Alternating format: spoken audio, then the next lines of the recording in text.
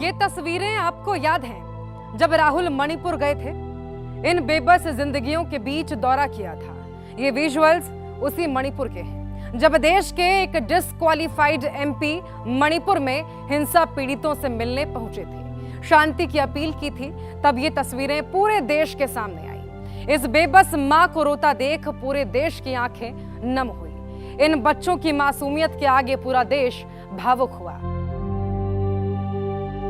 सबके भीतर अभिलाषा थी कि मणिपुर में हिंसा रुक जाए, सरकार इस पर पहल करे, लेकिन आखिर सुनता कौन? गृह मंत्री बिहार में रैली कर रहे थे, प्रधानमंत्री अमेरिकी दौरे पर थे।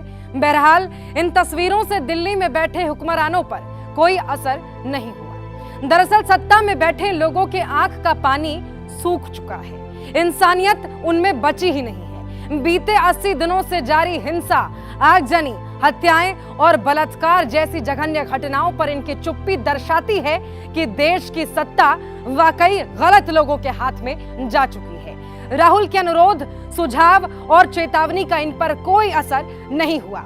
जननेता राहुल गांधी की तस्वीरें गवाह हैं। नरेंद्र मोदी की सरकार ने बीते 80 दिनों में हिंसा रोकने के लिए कोई बड़े कदम नहीं उठाए हैं। इनकी सरकार आज भी चैन की नींद सो रही है।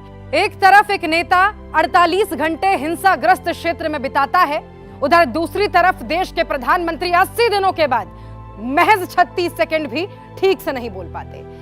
सवाल तो प्रधानमंत्री से ही है। अगर उन दो महिलाओं के साथ हैवानियत का वीडियो वायरल नहीं होता तो शायद आप मणिपुर पर अपनी चुप्पी नहीं तोड़ते।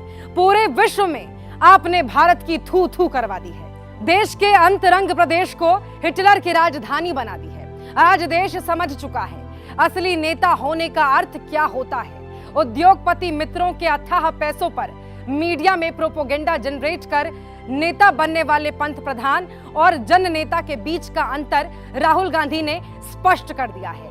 अगर देश की सरकार ने राहुल की बात मान ली होती तो आज मणिपुर की सूरत कुछ और होती। एक नेता जो जमीन से जुड़ा है, जो लोगों के बीच रहता है, जनता के बीच जाता है, पीड़ितों से मिलता है, उनके आंसू पोंछता है, गले लगाता है, इसके लिए बहुत बड़ा दिल चाहिए, इंसानियत चाहिए। लेकिन अफसोस की बात यह है कि देश के प्रधानमंत्री में नैतिकता की भारी कमी है। मैं फिर कह रही हूं, राहुल गांधी होना आसान नहीं है।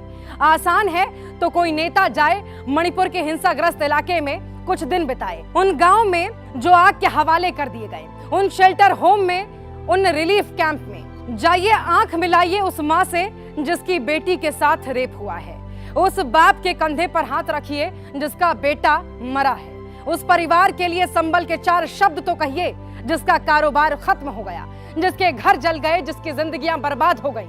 ऐसा करने के लिए हिम्मत चाहिए। अफसोस आप में हिम्मत नहीं है। आपकी सारी ताकत तो चुनावी रैलियों में दिखती है। आपका एकमात्र काम है राहुल गांधी और कांग्रेस पर टिप्पणी करते रहना।